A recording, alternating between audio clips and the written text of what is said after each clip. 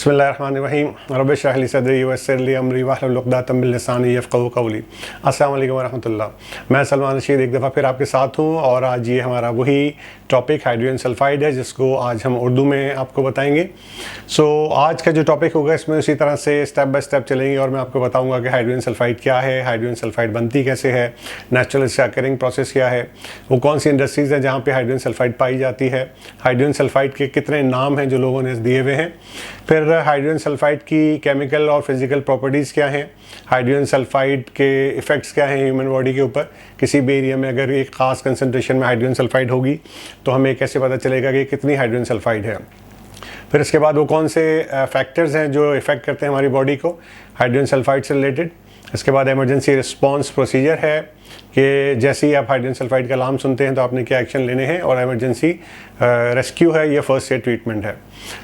एक दफ़ा फिर स्टार्ट करते हैं। हाइड्रोजन सल्फ़ाइड जैसे कि मैंने पहले बताया था, हाइड्रोजन सल्फ़ाइड दुनिया की दूसरी ख़तरनाक तरीन गैस है और ये बहुत ही ख़तरनाक गैस है। और जैसे कि आपको पता होगा कि कार्बन मोनोऑक्साइड भी एक बहुत ही जहरीली गैस है, इसी तरह से हाइड्रोजन सल्फ़ाइड जो है वो कार्बन मोनोऑक्साइड से 5 गुना ज़्यादा टॉक्सिक है। हाइड्रोजन सल्फ़ाइड कार्बन मोनोऑक्साइड से 5 गुना ज़्यादा टॉक्सिक है। दुनिया में बेपनाह इसके हादसात रुनमा हुए हैं जहाँ पे लोग हाइड्रोजन सल्फ़ाइड के सामने एक्सपोज हुए हैं और बड़े पैमाने पे उनकी मौत हुई है। एक शाहफील का वाक़या आपको याद होगा जिसमें एटको ने एक वीडियो बनाई थी, इन्फॉर्मेटिव वीडियो, ताकि लोग उसको देखें, अवेयरनेस हासिल करें और अपने आप को इस तरह के एरिया से सेफ रखें। पहली चीज़ कि हाइड्रोजन सल्फ़ाइड है क्या, हाइड्रोजन सल्फ़ाइड बनती कैसे है। हाइड्रोजन सल्फ़ाइड दो एलिमेंट्स का कम्बिनेशन है, हाइड्रोजन और सल्फ़र, दो एटम हाइड्रोजन के और एक सल्फ़र का, जब ये कंबाइन हो जाते हैं तो उसको हम हाइड्रोजन सल्फ़ाइड कहते हैं। अब हाइड्रोजन सल्फ़ाइड बनती कैसे है, जब ये एनिमल्स और प्लांट्स ये गल जाते हैं, सड़ जाते हैं, मर जाते हैं, ये ज़मीन में दफन हो जाते हैं और इसके बाद वहाँ पे ऑक्सीजन की लो कंसंट्रेशन के अंदर ये गलना और सड़ना शुरू होते हैं। तो ये ऑक्सीजन की लो कंसंट्रेशन में जो गलना और सड़ना शुरू होते हैं, इसके नतीजे में हाइड्रोजन सल्फ़ाइड फॉर्म होती है। अब हाइड्रोजन सल्फ़ाइड कौन कौन सी इंडस्ट्रीज़ में पाई जाती है या सोर्सेज क्या हैं हाइड्रोजन सल्फ़ाइड की। Oil and gas exploration, refining की जितनी भी फैसिलिटीज़ हैं तमाम में हाइड्रोजन सल्फ़ाइड पाई जाती है। इसी तरह से जो सावर नेचुरल गैस है, जितनी सावर होगी इसका मतलब है उतनी ज़्यादा हाइड्रोजन सल्फ़ाइड उसके अंदर मौजूद है, इस हमारी नेचुरल गैस के अंदर। इसी तरह से केमिकल प्लांट्स हैं उसके अंदर हाइड्रोजन सल्फ़ाइड पाई जाती है। इसी तरह से जो अंडरग्राउंड माइनिंग की जाती है, कानकिनी का जो अमल है, उसके अंदर हाइड्रोजन सल्फ़ाइड पाई जाती है। इसके बाद प्रोड्यूस वाटर, जो हम ऑयल के लिए जो हम ड्रिलिंग कर रहे होते हैं और उसमें जो हम ऑयल निकाल रहे होते हैं उसके साथ जो वाटर होता है, उस वाटर की के अंदर भी हाइड्रोजन सल्फ़ाइड मौजूद होती है, उसको हम प्रोड्यूस वाटर कहते हैं। इसी तरह से स्टैग्नेंट वाटर, उसके अंदर भी हाइड्रोजन सल्फ़ाइड होती है। स्टैग्नेंट वाटर होता है कि किसी जगह पे एक पानी का एक जौहर जो कि बहुत अरसे से वहाँ पर मौजूद है, वहाँ पे जो प्लांट्स हैं वो भी गल सड़ के उसी के अंदर जा रहे हैं, कोई जानवर जो है उसके अंदर मर गया है और वहाँ अंदर चूँकि ऑक्सीजन की लो कंसंट्रेशन है उसकी वजह से वहाँ पे हाइड्रोजन सल्फ़ाइड फॉर्म हो जाती है। इसी तरह से जो सीवेज प्रोड्यूस होता है ह्यूमन और एनिमल्स से, उससे भी हाइड्रोजन सल्फ़ाइड पैदा होती है। और उन तमाम फैसिलिटीज़ में, प्रोसेस एरिया की फैसिलिटीज़ में जहाँ जहाँ हम हाइड्रोजन सल्फ़ाइड को यूज़ कर रहे होते हैं वहाँ से वो पास हो रही होती है, उन तमाम कन्फाइंड स्पेसेस में भी हाइड्रोजन सल्फ़ाइड मौजूद होती है। अब हाइड्रोजन सल्फ़ाइड के बहुत सारे नाम हैं जो लोगों ने दिए हुए हैं। लोग इसको सावर गैस भी कहते हैं, लोग इसको सीवर गैस भी कहते हैं क्योंकि सीवर में मौजूद होती है, लोग इसको रॉटन एग गैस भी कहते हैं। एक बड़ा इसका फेमस नाम है रॉटन एग गैस, यानी इसकी जो स्मेल है वो सड़े हुए अंडे के जैसी है, रॉटन एग गैस कहते हैं। इसको स्टिंग डैम कहते हैं, इसको डेवल्स ब्रेथ कहते हैं, इसको साइलेंट किलर कहते हैं। साइलेंट किलर मतलब ये खामोशी से अटैक करती है और आप को हलाक कर देती है, क्योंकि इसकी कोई स्मेल नहीं है हाई कंसंट्रेशन के ऊपर और इसका कोई कलर नहीं है, आपको नज़र नहीं आती है, तो ये साइलेंट किलर के तौर पर मशहूर है। लेकिन सबसे ज़्यादा जो लोग इसको जानते हैं वो हाइड्रोजन सल्फ़ाइड, सावर गैस या फिर रॉटन एग गैस के नाम से जानते हैं। तो जब भी कोई आपको रॉटन एग गैस कहे तो इसका मतलब है वो हाइड्रोजन सल्फ़ाइड की गैस के बारे में बात कर रहा है। अब प्रॉपर्टीज़ और कैरेक्टरिस्टिक्स, हमें अच्छी तरह से पता है कि ये बहुत टॉक्सिक गैस है, जैसे मैंने आपको बताया कि दुनिया की दूसरी सबसे जहरीली टॉक्सिक गैस है। तो हमारे लिए ज़रूरी है कि हम जितना अच्छे से इसकी प्रॉपर्टीज़ और कैरेक्टरिस्टिक्स के बारे में जानेंगे कि ये गैस बिहेव कैसे करती है, ये हमें नज़र आती है नहीं नज़र आती, जितना अच्छे से हम ये जान लेंगे उतना अच्छा हमारे पास चांसेस होंगे अपने आप को इंडस्ट्रियल एरिया में रहते हुए इस गैस से बचाने के लिए। क्योंकि इंडस्ट्रियल एरिया में हम काम करने के लिए जाते हैं और अगर वहाँ ये टॉक्सिक गैस मौजूद है तो होती रहे। हमें अपने प्रोसीजर्स, पॉलिसीज़ और कहना चाहिए परमिट्स इतने अच्छे बनाने चाहिए, हमें अपने कहना चाहिए कि प्रिकॉशनरी मेजर्स इतने अच्छे लेने चाहिए, पीपीज इतने अच्छे होने चाहिए कि हम उसकी मौजूदगी में भी बड़े अच्छे तरीके पर सेफली काम कर सकें। तो पहली चीज़ क्या है इसके लिए कि आपको किसी भी कहना चाहिए केमिकल के ऊपर जो एक केमिकल के साथ एक MSDS आता है, मटेरियल सेफ्टी डाटा शीट, उसके अंदर एक NFPA डायमंड होता है जिसके बारे में मैं पहले भी एक प्रेजेंटेशन दे चुका हूँ।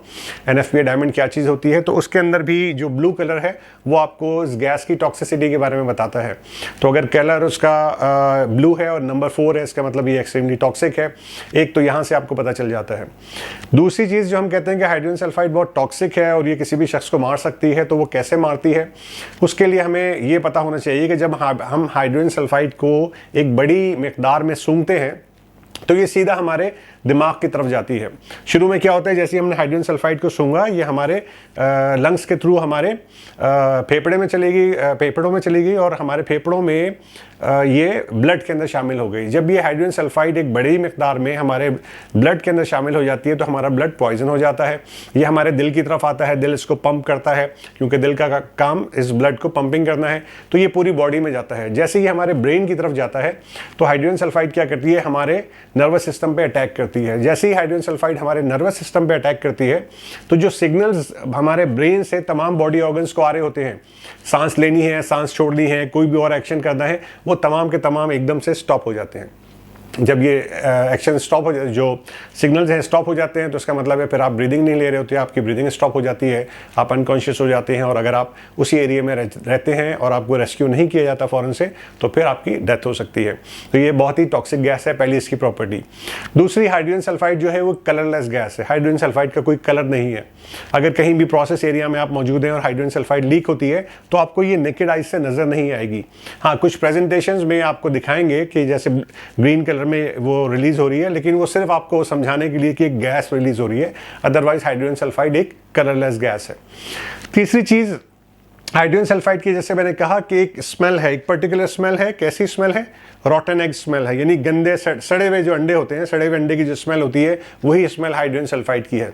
लेकिन इसमें बड़ी इंटरेस्टिंग बात क्या है कि आप ये सड़े हुए अंडे की स्मेल जो है ये आप सूंघ सकते हैं उस वक्त जब हाइड्रोजन सल्फाइड की कंसंट्रेशन 1 ppm से नीचे होगी। हाइड्रोजन सल्फाइड को जो हम मेजर करते हैं वो ppm में करते हैं, यानी कि पार्ट्स पर मिलियन। तो जब भी हाइड्रोजन सल्फाइड की कंसंट्रेशन 1 ppm से कम होगी तब आप हाइड्रोजन सल्फाइड को एक गंदे सड़े हुए अंडे की गैस के तौर पे महसूस कर सकेंगे। चौथी चीज़ क्या है कि हायर कंसंट्रेशन पे, जब भी आप हायर कंसंट्रेशन मतलब more than 100 parts per million किसी एरिया में होंगे और अगर आप वहाँ एक्सपोज हो जाते हैं तो हाइड्रोजन सल्फाइड आपके सूंघने की हिस्स को ब्लॉक कर देती है। परमानेंट नहीं करती, लेकिन टेम्पररी थोड़ी देर के लिए आपके सूंघने की हिस्स को ब्लॉक कर देती है जब भी आप 100 ppm पे एक्सपोज होते हैं। हाइड्रोजन सल्फाइड हवा से भारी है, तो जब भी ये रिलीज होगी ये नीचे की तरफ जाएगी, नीचे वाले एरियाज की तरफ जाएगी। तो हमें हमेशा ऊपर वाले एरियाज की तरफ जाना है। और अगर हम किसी ऑफशोर प्लेटफॉर्म पे मौजूद है और हाइड्रोजन सल्फाइड रिलीज होती है तो सबसे बेस्ट एरिया जो होता है वो आपका हेलीपैड एरिया होता है और आप वहाँ पर चले जाते हैं, क्योंकि hydrogen sulphide heavier than air है तो हमेशा नीचे वाले एरियाज की तरफ जाती है। इसी तरह से जब भी हाइड्रोजन सल्फाइड रिलीज होती है तो हमने क्या करना है कि हमने एक स्पेशल विंड डायरेक्शन लेनी है। लेट्स सपोज कि अगर सामने से हाइड्रोजन सल्फाइड मेरी तरफ आ रही है तो मैं सामने नहीं जाऊंगा, क्योंकि वहां से तो हाइड्रोजन सल्फाइड मेरी तरफ आ रही है। मैं इस सिम्प में भी नहीं जाऊंगा क्योंकि हाइड्रोजन सल्फाइड हवा के साथ मूव करती है। Hydrogen sulphide disperse with wind, hydrogen sulphide wind के साथ साथ मूव होती है, साथ साथ चलती है। तो अगर मैं इस एरिया में जाऊंगा तो हाइड्रोजन सल्फाइड मेरे पीछे पीछे आ रही होगी। तो जब भी हाइड्रोजन सल्फाइड लीक होगी तो मैं क्या करूंगा, सामने वाली सोर्स से अगर लीक हो रही है तो मैं क्रॉस विंड जाऊंगा। मैं ना सामने उस तरफ जाऊंगा ना पीछे की तरफ जाऊंगा, मैं क्रॉस विंड में जाऊंगा। क्रॉस विंड में जैसे ही मैं जाऊंगा मैं हाइड्रोजन सल्फाइड की रेंज से बाहर हो जाऊंगा, फिर मैं अप विंड की तरफ चला जाऊंगा। इस तरह से मैं अपने आप को सेव कर सकता हूं। हाइड्रोजन सल्फाइड जो होती है ये ऑयल और पानी के अंदर सॉल्युबल हो जाती है, बड़े आराम से मिक्स हो जाती है। लेकिन जैसे ही इसका टेम्परेचर ज़्यादा होता है या आप उस पानी को हिलाएंगे तो फिर हाइड्रोजन सल्फाइड वहाँ से वेपराइज हो जाती है। हाइड्रोजन सल्फाइड इंतहाई करोसिव गैस है, बहुत ही करोसिव है। और जो मेटल्स हैं आयरन और कार्बन स्टील इसको बड़ी तेज़ी के साथ करोसिव कर देती है, इसके ऊपर अपना इम्पैक्ट डालती है और उसके अंदर होल्स हो जाते हैं। तो इसीलिए जो अच्छी कंपनी होती हैं वो करोजन रेजिस्टेंस अलॉय यूज़ करती हैं। आम मेटल से एक्सपेंसिव होता है लेकिन हाइड्रोजन सल्फाइड के लिए बहुत बेहतरीन है। हाइड्रोजन सल्फाइड जब भी बर्न होती है ये ब्लू कलर में बर्न होती है। हाइड्रोजन सल्फाइड इंतहाई फ्लेमेबल गैस भी है, इंतहाई टॉक्सिक भी है, इंतहाई फ्लेमेबल भी है। लेकिन जब भी हाइड्रोजन सल्फाइड बर्न होगी ब्लू कलर में बर्न होगी और एक और टॉक्सिक गैस को प्रोड्यूस करेगी। मैं रिपीट कर रहा हूं, जब भी हाइड्रोजन सल्फाइड बर्न होगी ब्लू कलर में बर्न होगी और एक और टॉक्सिक गैस को प्रोड्यूस करेगी जो कि है सल्फर डाइऑक्साइड। हाइड्रोजन सल्फाइड का auto ignition temperature 260 degree Celsius है। हाइड्रोजन सल्फाइड की लोअर एक्सप्लोजिव लिमिट और अपर एक्सप्लोजिव लिमिट जानना आपके लिए बहुत ज़रूरी है। तो lower explosive limit hydrogen sulphide की 4.3% है और अपर एक्सप्लोजिव लिमिट 46% है। इसके दरमियान में जब भी हाइड्रोजन सल्फाइड की कंसंट्रेशन होगी और कहीं भी सोर्स ऑफ इग्निशन मिला तो एक ब्लास्ट हो जाएगा। तो हमें हर वक्त इसकी कंसंट्रेशन को प्रॉपरली मॉनिटर करना है। ये है प्रॉपर्टीज और कैरेक्टरिस्टिक्स जिसको हमें अच्छी तरह से समझना है। हाइड्रोजन सल्फाइड को हम कैसे मेजर करते हैं? हाइड्रोजन सल्फाइड को हम मेजर करते हैं पार्ट्स पर मिलियन में। 1% ऑफ हाइड्रोजन सल्फाइड का मतलब है 10,000 parts per million. 1% equal to 10,000 parts per million. 0.1% hydrogen sulphide का मतलब है 1,000 पार्ट्स पर मिलियन, जो कि बहुत ही लीथल है। 0.01% का मतलब है 0.01% का मतलब हुआ 100 parts per million. 100 parts per million कहीं भी हाइड्रोजन सल्फाइड हो तो इसको हम कहते हैं IDLH कंडीशन। IDLH का मतलब क्या होता है? Immediate danger to your life and health, IDLH 100 parts per million. 0.001% का मतलब है 10 पार्ट्स पर मिलियन। ये वो अलाउेबल लिमिट है जिसमें आप एरिया में 8 घंटे तक काम कर सकते हैं। और 0.0001% का मतलब है 1 पार्ट पर मिलियन। और मेरी बात याद रखिएगा, बिलो 1 पार्ट पर मिलियन आप हाइड्रोजन सल्फाइड को स्मेल कर सकते हैं एज अ रोटेनिक गैस।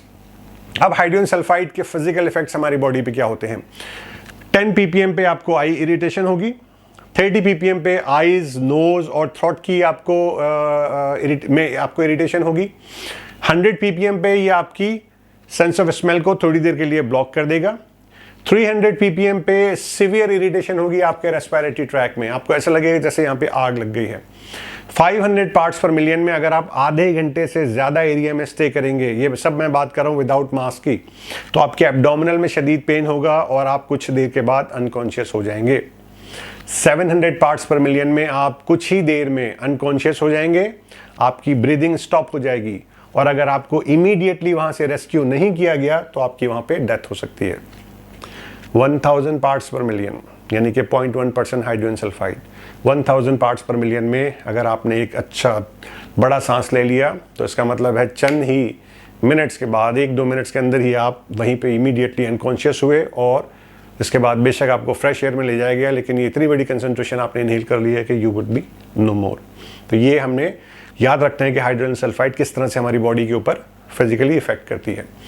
अब वो जो इफेक्ट्स हैं वो H2S के इंडिविजुअल्स पे कैसे होते हैं, ये डिपेंड करता है कि आप कितनी देर तक, ड्यूरेशन क्या था, कितने ड्यूरेशन तक आप हाइड्रोजन सल्फाइड के सामने एक्सपोज हुए थे, इंटेंसिटी क्या थी, कंसंट्रेशन हाइड्रोजन सल्फाइड की क्या थी, फ्रीक्वेंसी क्या थी, आप कितनी दफ़ा एरिया के अंदर एंटर हुए थे, इंडिविजुअल ससेप्टिबिलिटी, आपकी बॉडी कंडीशन क्या है, आप हेल्दी हैं, आप सिक हैं, आप एजेड हैं, आपको कोई ब्लड प्रेशर, शुगर, इस तरह की कोई बीमारियां हैं, ये सारी चीज़ें मिलकर हाइड्रोजन सल्फाइड के सामने जब आप एक्सपोज होते हैं तो आपकी बॉडी के ऊपर उसके असरात आते हैं। अगर आप एरिया में काम कर रहे हैं, हाइड्रोजन सल्फाइड एरिया में मौजूद है, तो आप कितनी देर काम कर सकते हैं? अब ये लिमिट्स हमारे पास क्या है?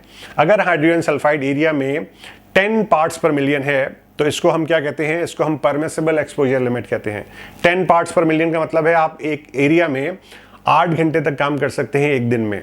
विदाउट मास्क की बात कर रहा हूँ, आप 8 घंटे काम कर सकते हैं एक दिन में और एक हफ्ते में आप 5 दिन काम कर सकते हैं। इट्स मीन 8 5 40 आवर्स आप काम कर सकते हैं, इससे ज़्यादा नहीं। अगर हाइड्रोजन सल्फाइड की कंसंट्रेशन एरिया में ज़्यादा है, अगर 15 पार्ट्स पर मिलियन है, 15 ppm, तो इसको हम कहते हैं STEL, short term exposure limit. Short term exposure limit का क्या मतलब है? 15 ppm हाइड्रोजन सल्फाइड एरिया में मौजूद है, आप एरिया में जाएंगे, आप 1 घंटा काम करेंगे, आप 15 मिनट काम करेंगे, 15 मिनट काम करने के बाद आप 1 घंटे के लिए एरिया से दूर चले जाएंगे, फ्रेश एयर में मौजूद रहेंगे। फिर आप दोबारा एरिया में आएंगे, 15 मिनट काम करेंगे, फिर दोबारा आप एरिया में चले जाएंगे फ्रेश एयर के लिए। तीसरी दफ़ा फिर आप एरिया में आएंगे, 15 मिनट काम करेंगे, फिर एरिया से निकल जाएंगे फ्रेश एयर के लिए। चौथी दफ़ा जब आप आएंगे और एरिया में 15 मिनट काम करेंगे तो ये 15 15 15 15 टोटल 1 घंटा हो गया। अब आपका जैसे ही 1 घंटा पूरा हुआ, अब आप एरिया से वापस चले जाएंगे और एरिया में दोबारा एंट्री नहीं करेंगे, क्योंकि ये आपने पूरी अपनी उस दिन की कंसंट्रेशन अचीव कर ली है। अब आप दोबारा अगर एरिया में जाते हैं तो आपकी बॉडी पे सीवियर इफेक्ट्स हो सकते हैं। IDLH immediate danger to life and health, मैंने आपको पहले ही बताया कि अगर आप 100 पार्ट्स पर मिलियन एरिया में मौजूद है, 100 ppm एरिया में मौजूद है और अगर आप एक्सपोज हो जाते हैं विदाउट मास्क के, तो ये आपके लिए immediate dangerous to your life और हेल्थ वाली कंडीशन है। अब हम आगे चलते हैं और आपको बताते हैं कि हाइड्रोजन सल्फाइड को हम डिटेक्ट कैसे करते हैं। देखिए, हाइड्रोजन सल्फाइड को डिटेक्ट करने के लिए हमारे पास बहुत सारे डिटेक्टर मौजूद हैं। एक हमारा पर्सनल डिटेक्टर होता है जो हम यहाँ पर अपने सीने पे आविज़ा करते हैं, और ये एक सिंगल गैस डिटेक्टर होता है। ये हाइड्रोजन सल्फाइड को डिटेक्ट करता है। पहला अलार्म ये 10 ppm में देता है और दूसरा अलार्म ये 15 ppm में देता है। ये 100 ppm से ज़्यादा को डिटेक्ट नहीं करता। दूसरा पोर्टेबल होता है जिसके अंदर मल्टी सेंसर होते हैं, हाइड्रोजन सल्फाइड भी मौजूद होती है। वो हाइड्रोजन सल्फाइड एरिया में जाके आप चेक करते हैं, लेकिन वो जो पोर्टेबल गैस डिटेक्टर है वो ऑथोराइज गैस टेस्टर ही एरिया में जाकर डिटेक्ट करता है, दूसरे किसी आदमी को अलाउ नहीं है। तीसरा फिक्स गैस डिटेक्टर होता है जो एरिया में होते हैं और ज़मीन से तकरीबन 1 फीट ऊपर होते हैं, क्योंकि हाइड्रोजन सल्फाइड हैवियर गैस है, ये हमेशा नीचे की तरफ ट्रैवल करती है तो नीचे लगे हुए होते हैं। चौथा रिमोट या वायरलेस है। ये नॉर्मली कंस्ट्रक्शन साइट्स के ऊपर होता है और हम किसी भी जगह पे इसको इंस्टॉल कर देते हैं और फिर रेडियो सिग्नल्स के थ्रू या वाईफाई के थ्रू ये अपने सिस्टम से कनेक्ट हो जाता है, और जब भी हाइड्रोजन सल्फाइड की कंसंट्रेशन को ये डिटेक्ट करता है तो आपको अलार्म दे देता है। अब इंपॉर्टेंट चीज़ क्या है? सबसे पहली चीज़, जब भी आप हाइड्रोजन सल्फाइड वाले एरिया में काम कर रहे हैं तो आपने विंड सॉक देखे होंगे, हवा के गुब्बारे जो होते हैं, तो इन विंड सॉक्स पे हमेशा आपने अपनी नज़र रखनी है, ताकि जब भी आप ये अलार्म सुने आप विंड डायरेक्शन देखें और आप असेंबली पॉइंट की तरफ फ़ौरन से ट्रैवल करना शुरू कर दें। जैसे ही आप अलार्म सुनते हैं, अलार्म सुनते ही आपने क्या करना है, जैसे ही आपने अलार्म सुना तो सबसे पहला काम आपने क्या करना है, आपने पैनिक नहीं होना है, क्योंकि आप पैनिक हो जाएंगे तो बहुत सारी चीज़ों को आप भूल जाएंगे, प्रोसीजर को भूल जाएंगे, अपने सेफ्टी इक्विपमेंट को प्रॉपर्ली यूज़ नहीं कर पाएंगे। तो जैसे ही आप हाइड्रोजन सल्फाइड का अलार्म सुनते हैं, अपने आप को पैनिक ना करें बिल्कुल भी, अपना सांस रोक लें। और हाइड्रोजन सल्फाइड वाले एरियाज़ में 50 ppm से कम जिन एरियाज़ में आप ट्रैवल कर रहे होते हैं, आप जा रहे होते हैं, तो वहाँ आप अपना एक ELSA यूज़ करते हैं, इमरजेंसी लाइफ सपोर्ट अपैरेटस, जो कि एक छोटा सा सिलेंडर होता है, उसके अंदर 15 मिनट की एयर होती है। ये सिर्फ एस्केप के लिए होता है, वहाँ काम करने के लिए नहीं होता। आपने जैसे ही अलार्म सुना, अपने आप को पैनिक नहीं करना है, आपने अपना सांस रोक लें, मास्क निकालें और मास्क अपने चेहरे पर चढ़ा लें। जैसे ही आपने मास्क अपने चेहरे पर चढ़ा लिया, यहाँ से एयर की सप्लाई आपको मिलेगी। अब 15 मिनट तक ये एयर की सप्लाई आपके लिए अवेलेबल है। आप फौरन से विंड डायरेक्शन देखेंगे और जैसे मैंने बताया क्रॉस विंड और अप विंड में आप ट्रैवल करते हुए असेंबली पॉइंट की तरफ चले जाएंगे। रास्ते में अगर आपको आपका कोई कोलीग भी नजर आएगा तो आप उसको रेस्क्यू करने की कोशिश नहीं करेंगे, क्योंकि जो आपका मास्क है ये सिर्फ 15 मिनट के लिए है और आप रेस्क्यू की ट्रेनिंग नहीं लिए हुए हैं। तो ये जो रेस्क्यू की टीम होती है, आपने उनको इन्फॉर्म करना है, वो आके उनको प्रॉपरली रेस्क्यू करेंगे। ठीक है जनाब, अब इमरजेंसी रिस्पॉन्स आपको बता दिया। अब अगर आप हाइड्रोजन सल्फाइड के ऊपर एक्सपोज हो जाते हैं या कोई ऐसा पानी जिसमें हाइड्रोजन सल्फाइड की हाई कंसंट्रेशन भी आपकी बॉडी के ऊपर गिर जाता है, तो इस तरह के एरियाज़ के अंदर जगह जगह इमरजेंसी शावर होते हैं। आप इमरजेंसी शावर के करीब चले जाएंगे, वहाँ जाके खड़े हो जाएंगे और फ़ौरन से शावर ऑन कर लेंगे। तो जैसे आप इमरजेंसी शावर ऑन करेंगे, पानी का एक शावर आपकी पूरी बॉडी के ऊपर आएगा, तो आपकी बॉडी और कपड़ों को डीकंटामिनेट कर देगा। तो ये तरीक़ेकार है। अगर आपकी आइज़ के अंदर ऐसा सोल्यूशन चला जाता है जिसके अंदर हाइड्रोजन सल्फाइड मौजूद है, तो फिर आप क्या करेंगे? फिर आप फ़ौरन से आई शावर की तरफ जाएंगे। आई शावर की तरफ जैसे ही जाएंगे तो दोनों अपनी आईलेट्स को खोल के रखेंगे और पानी कंटिन्यूसली आपकी दोनों आईलेट्स पे लगना चाहिए मिनिमम 15 मिनट्स के लिए। 15 मिनट्स तक कंटिन्यूसली अपने दोनों आईलेट्स को आपने वॉश करना है और उसके बाद फ़ौरन से आपने मेडिकल अटेंशन लेनी है, यानी आपने मेडिकल की तरफ चले जाने हैं और वो आपको फ़ौरन से ट्रीट करेंगे।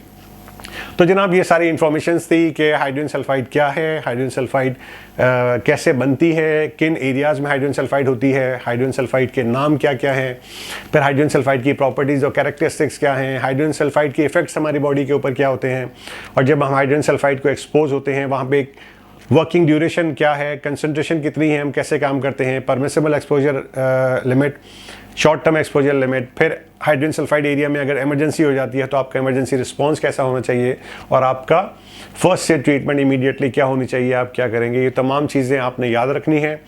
दोबारा याद रखिएगा, हाइड्रोजन सल्फाइड दुनिया की दूसरी टॉक्सिक गैस है। मैं आपको डरा नहीं रहा, लेकिन मैं आपको वाज़े कर देना चाहता हूँ कि इसी गैस के साथ दुनिया में बहुत सारे लोग काम कर रहे हैं। क्यों सक्सेसफुली काम कर रहे हैं? क्योंकि अपने प्रोसीजर्स को फॉलो कर रहे होते हैं, अपने स्टैंडर्ड्स को फॉलो कर रहे होते हैं, अपने प्रॉपर पीपीज़ के साथ होते हैं, पीपीज़ उनके वेल चेक्ड और वेरीफाइड होते हैं, और जब भी वो अलार्म सुनते हैं अपने आप को पैनिक होने से बचाते हैं, इमरजेंसी रिस्पॉन्स पे अमल करते हैं और अपने आप को सेफ कर लेते हैं। तो इसी तरह से अपने आप को सेफ रखिएगा। याद रखिएगा, एवरी इंजरी इज़ प्रिवेंटेबल। हम हर इंजरी को रोक सकते हैं अगर हम प्रॉपर वे में काम करेंगे। अपने साथियों को बताइए हाइड्रोजन सल्फाइड के खतरात के बारे में, अपने आप को सेफ रखिए। अल्लाह ताला आपका हामी नासिर हो। Thank you very much. अल्लाह हाफिज़।